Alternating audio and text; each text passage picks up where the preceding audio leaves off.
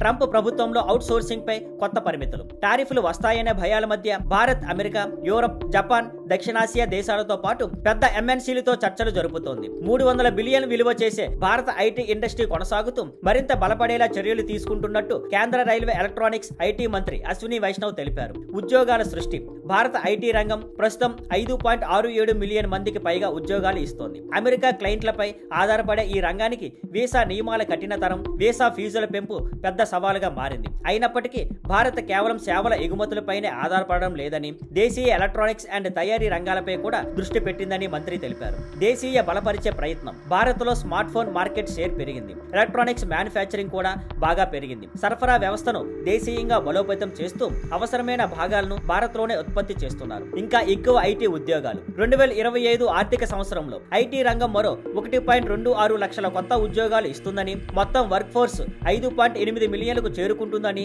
నాస్కామ్ అంచనా వేసింది. అయితే అమెరికా అధ్యక్షుడు ట్రంప్ సలహాదారు పీటర్ నవర్రో విదేశీ రిమోట్ వర్కర్లపై టారిఫ్లు విధించాలని సూచించడం వల్ల భారత్ ఐటీ అవుట్ సోర్సింగ్ రంగంపై ఒత్తిడి పెరిగే అవకాశం ఉందని హెచ్చరిక వచ్చింది. Thank you for watching. Please like, share and subscribe.